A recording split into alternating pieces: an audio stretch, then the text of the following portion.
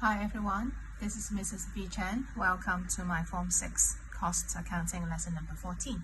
So today's lesson is also about job costing, and then we will do one DSE question in 2030. And in this question there are two parts. The first part is to calculate POAR, and POAR stands for predetermined overhead absorption rates. And then part 2, we're going to set selling price on one particular job. Alright, so here we have the question in 2013. Let's look at the first thing we have to calculate in part A here, which is to calculate the predetermined production overhead absorption rate. And production overhead, same as factory overhead, and which is a kind of indirect costs. And the method to calculate that in this company is to use plant Y predetermined production overhead absorption rates, and the basis is direct labor hours. Okay, let's take a look at what is meaning of plant Y POAR. And actually there is another name for plant Y, which is also called blankets POAR. Alright, so here is the meaning. It is an absorption rate used throughout a factory and for all units of product irrespective. That means we don't care how many departments inside the factory, we just use one single base to calculate POAR. So here is the formula: budgeted factory overhead, which is same as production overhead, divided by budgeted activity basis. And since this is plant Y or blankets, so that the base here is direct labor hour. So therefore, here is the calculation. So we have this predetermined production overhead rates. So we have this production overhead 780,000 divided by total direct labor hours, which is 60,000 direct labor hours. So actually, if you use calculator, you will get this 13. Alright, so actually abbreviation is not allowed because marks will be deducted. So I have to change that to $13 per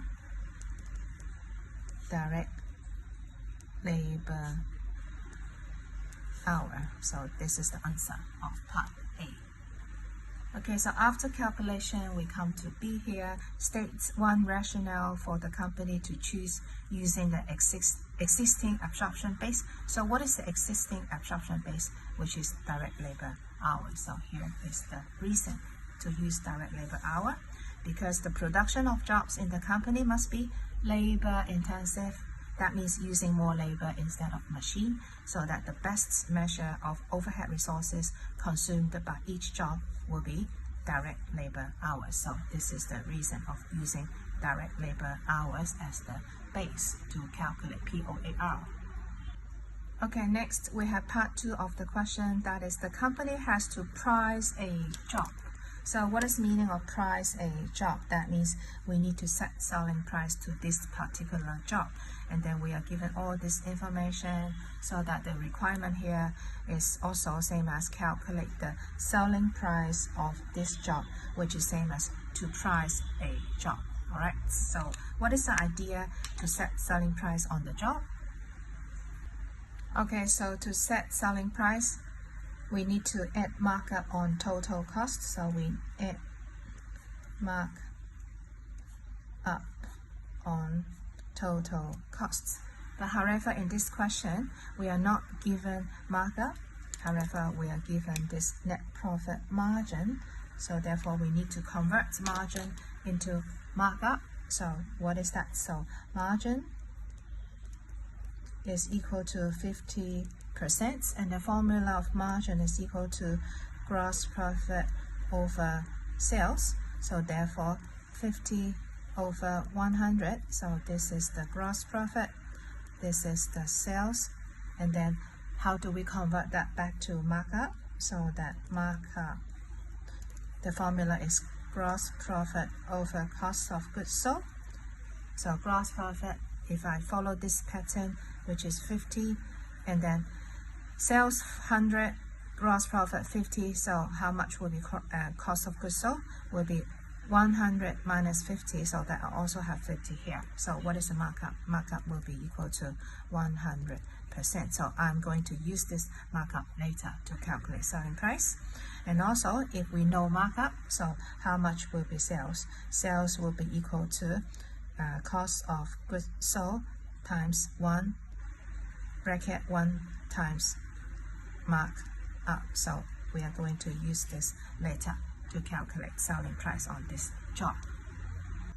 Okay, so then you use your calculator, you sum up all the direct costs, so which are direct material, direct labor, so that you get prime cost here. So after that, we come to production overheads, which are the indirect costs. So before we work out in part A, this is POAR. So here we have POAR, which is $13 per direct labor hour, so that to calculate production overhead for this particular job, this is 13 POAR times. So what will be the total direct labor hours? So here we have this direct labor hour for this particular job, so 200 hours plus 300 hours, so therefore we have this 500 hours altogether times 13. So this is how we calculate production overheads, and then we get this 6,500.